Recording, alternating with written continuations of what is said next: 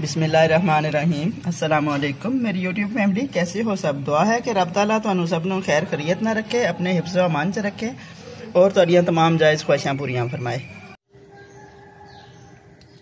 अज असी हाजिर होए हैं बहुत ज़बरदस्त रेसिपी दे नाल। असी बनावांगे सुहांजना कीमा और मटर। सुहांजना बहुत ही ज़बरदस्त चीज़ है, जिसम दर्द में बहुत फायदा देंदी है। थोड़ी जिनी तासीर इहदी गर्म होंदी है, लेकिन बहुत ज़्यादा जो है ना फायदामंद है। स्पैशली जो गिट्टे गोडियां दी दर्दां दे शिकार ने उन्हां वास्ते जो है ना ये सोने की ना अहमियत रखता है।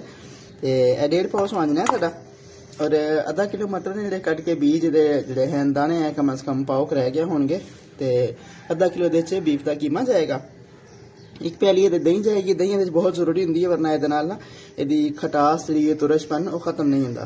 तो यह 2 टमाटर ने कटे हुए, 2 तो 3 चम्मच लसन अदरक का पेस्ट, और हरी मिर्च और धनिया कटिया होया, और एक बड़े साइज का प्याज जाएगा। प्याज थोड़ा जहा ज्यादा हो तो ज्यादा सोहना लगता है, क्योंकि हल्का प्याज ना इन्ना अच्छा नहीं लगता। तो नाल रहना बहुत जबरदस्त चीज़ बनेगी, बहुत टेस्टी चीज़ बनेगी, और इंशाल्लाह जो एक दफ़ा ट्राई करेगा दोबारा भी बनाएगा। सब तो पहले पतीले दे विच पा के असी सिर्फ एक उबाल देना है। कुछ लोग बहुत ज्यादा उबाल देंगे ने, 2 तो 3 दफा उबाल देंगे ने, लेकिन वो यदि गजाइयत टोटली चली जाती है। तरीका ठीक ही होगी, क्योंकि हर बंदे की पसंद अपनी अपनी है, लेकिन मैं सिर्फ एक उबाल देंगी। बाज़ औक़ात अगर वैसे भी बनाया जाए, जैसा कि कुछ लोग हल्की जी कड़वी चीज़ पसंद करते हैं, जैसे कि करेला टाइप, तो कोई मसला नहीं है, लेकिन मैं इन्हों हल्का जा एक उबाल दे के ना तो पानी इहदा रिमूव कर देंगी। ये उबाल आने तक असीं दूसरे चूल्हे पर शिफ्ट करांगे, तो इस चूल्हे पर असीं ना मसाले की तैयारी करांगे। बिस्मिल्लाहिर्रहमानिर्रहीम। क्योंकि टाइम ज़्यादा वेस्ट हो जाता है इंज कि टोटली दिखाया जाए, एक दफ़ा दिखा दिता कि यह तरीकाकार है। तो एक प्याली असीं ये कढ़ाई दे विच जिहड़ा ना कुकिंग आयल ऐड किया, ये हल्का जा गर्म हो जाना, फिर असीं प्याज ऐड करते हैं। आयल गर्म हो गया, हुण असीं प्याज ऐड करांगे। बिस्मिल्लाहिर्रहमानिर्रहीम। फिर लसन अदरक का पेस्ट और टमाटर असीं इकट्ठे ही ऐड करांगे। प्याज में असीं ज़्यादा ब्राउन नहीं करना, बिल्कुल लाइट जहा ब्राउन करना है, गोल्डन ब्राउन जो है ना इस तरह का कलर आ जाएगा। फिर असीं ये लसन अदरक का पेस्ट और टमाटर ऐड कर देंगे। यह ना साडा प्याज बहुत सोहना लाइट जहा ब्राउन हो गया, गोल्डन कलर का। तो हुण असीं लसन अदरक का पेस्ट और टमाटर ऐड करते, नाल ही साडा सुहांजना जिहड़ा वही बॉयल हो चुका है, तो उन्होंने छान के रख दिया। हुण सुहांजना कीमा तो बहुत खादा होएगा, लेकिन सुहांजना मटर कीमा बना के देखना कि बहुत ही टेस्टी और बहुत ही खुशबूदार और ज़बरदस्त, और सब तो बड़ी गल है कि खूबसूरत बड़ा लगता बनया आया। हम लसन अदरक और टमाटर बहुत सोहने बने गए ना, क्योंकि ना लसन अदरक की स्मैल अच्छी उदों बन पाती है जो उन्होंने कम अज़ कम 2 तो 2.5 मिनट ना बनाई की जाती है। हम असीं इस कीमा ऐड करांगे। बिस्मिल्लाहिर्रहमानिर्रहीम। हाले मसाला जात नहीं ऐड कर रहे, कीमे की 3 तो 4 मिनट बनाई करके ना मसाले के नाल, फिर इस ना नमक मिर्चा वगैरह ऐड करांगे। फिलहाल इनू प्याज लसन अदरक के पेस्ट के नाल यदि 3 तो 4 मिनट बनाई करांगे, ताकि इसकी खुशबू जी ना जानदार बन जाए। यह हम कीमे नूं फ्राई करदे आए 3 मिनट हो गए। देखिए जो पानी अपना इहदा हुंदा वो खुश्क हो गया। हुण असीं मसाले ऐड करांगे, और एक प्याली असीं इदां ही ऐड करांगे। बिस्मिल्लाहिर्रहमानिर्रहीम। ये मसाला थोड़ा जिन्ना ना तेज़ अच्छा लगता है, लाइट जो है ना वो नहीं सोहना लगता।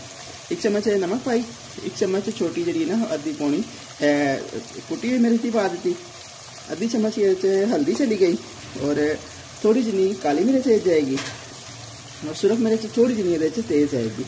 नमक कम रखिया, नमक हाले और ऐड करांगे। बिस्मिल्लाहिर्रहमानिर्रहीम। क्योंकि जी भुनी हुई चीज़ होंगी ना, ये हमेशा मसाले हल्के जे तेज़ ना अच्छे लगते हैं। अगर बिल्कुल लाइट रखे जान तो खूबसूरत नहीं लगते। सुक्का धनिया पिसिया हुआ पाउडर ये ऐड हो गया।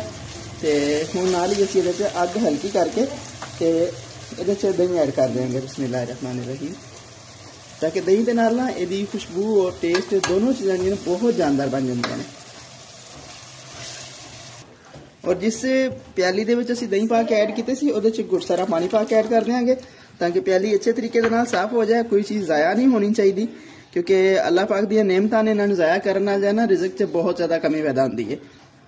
तो यह देगी मिर्च है, जिन्होंने कश्मीरी मिर्च भी कहा जाता है, ये ऐड करें सिर्फ कलर वास्ते होंदी है, टेस्ट कोई खास नहीं होंदा, बिल्कुल मामूली जिहा होंदा है। तो हुण असीं इहदी बनाई करांगे अच्छे तरीके दे नाल, फिर असीं इहदे मटर ऐड करते हैं। देखिए जी कश्मीरी मिर्च है, इतना कलर कितना खूबसूरत हो गया। वैसे हांडी जी ना फिक्की फिक्की लगती है, इधर एन सुरख सुरख हल्की हल्की चमकती है जी ना, लाजमी ऐड करनी चाहिए। अगर ना हो तो कोई मसला नहीं, लेकिन यह खूबसूरती वास्ते होंदी है ना कि खूबसूरती इतना जी ना बढ़ जाती है। ਇਹ ਹੁਣ ਸਾਡੇ ਕੀਮੇ ਦੀ ਬਣਾਈ ਹੋ ਗਈ ਬਹੁਤ ਜ਼ਬਰਦਸਤ। ਹੁਣ ਅਸੀਂ ਮਟਰ ਐਡ ਕੀਤੇ ਔਰ ਨਾਲ ਹੀ ਇੱਕ ਛੋਟਾ ਗਿਲਾਸ ਪਾਣੀ ਦਾ ਐਡ ਕਰਕੇ ਇਹਨੂੰ ਢੱਕ ਦਿਆਂਗੇ। ਇਹਦੇ ਨਾਲ ਇਹ ਕੀਮਾ ਵੀ ਗਲ ਜਾਏਗਾ ਔਰ ਮਟਰ ਵੀ ਬਹੁਤ ਸੋਹਣੇ ਗਲ ਜਾਣਗੇ, ਕਿਉਂਕਿ ਜਿਹੜਾ ਸੁਹਾਂਜਣਾ ਹੈ ਉਹ ਤਾਂ ਵੈਸੇ ਵੀ ਵਿਚਾਰਾ ਸ਼ਰੀਫ ਜਿਹਾ ਹੁੰਦਾ, ਜਲਦੀ ਗਲ ਜਾਂਦਾ ਤੇ ਲੇਕਿਨ ਇਹ ਕਿ ਹੁਣ ਉਹਨੂੰ ਆਲਰੇਡੀ ਬੋਇਲ ਵੀ ਕੀਤਾ ਹੋਇਆ ਹੈ, ਉਹਦੀ ਵਜ੍ਹਾ ਤੋਂ ਹੋਰ ਜਲਦੀ ਹੋ ਜਾਏਗਾ। ਇਹਦੇ 'ਚ ਪਾਣੀ ਦਾ ਗਿਲਾਸ ਐਡ ਹੋ ਗਿਆ ਔਰ ਉਹਨੂੰ ਸਿੱਧਾ ਢੱਕਣਾ ਨਾਲ ਬੰਦ ਕਰਤਾ। 10 ਮਿੰਟ ਲੱਗਣਗੇ, ਨਾਲੇ ਤੇ ਇਹ ਗਲ ਜਾਏਗਾ ਔਰ ਨਾਲੇ ਪਾਣੀ ਵੀ ਨਾ ਖੁਸ਼ਕ ਹੋ ਜਾਏਗਾ।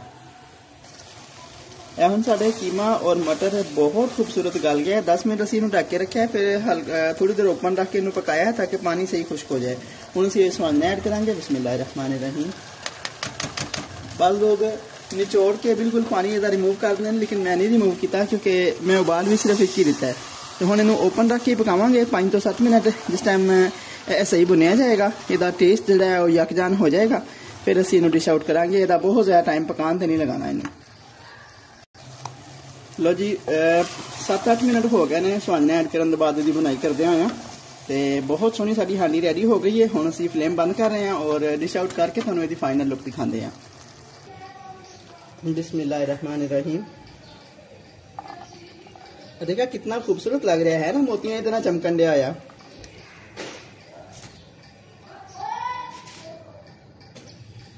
बिस्मिल्लाहिर्रहमानिर्रहीम। थोड़े थोड़े प्याज दे सी पीस लगाए थे साइडा ते। हुण हरी मिर्च और हरा धनिया ऐड हो गया। यह साडे खाने दी फाइनल लुक है, सुहांजना कीमा और मटर। अगर मेरी खूबसूरत जी रेसिपी तुहानूं अच्छी लगे, जी बहुत ज़्यादा मेहनत दे नाल तैयार हुई है, तो कमेंट और शेयर लाजमी करिया करो। और दूसरी गल कि अगर तुसीं कोई रेसिपी चाह रहे हो कि जी तुहानूं अच्छी लग रही है, तुसीं बनवानी चाह रहे हो, तो कमेंट दसो, मैं वो जी ना बना के पेश की जाएगी। ठीक हो गया जी। बाकी मेरी तरफ तुहाडे सब वास्ते दुआवां। हसदे वसदे रहो, आबाद रहो। अस्सलाम वालेकुम।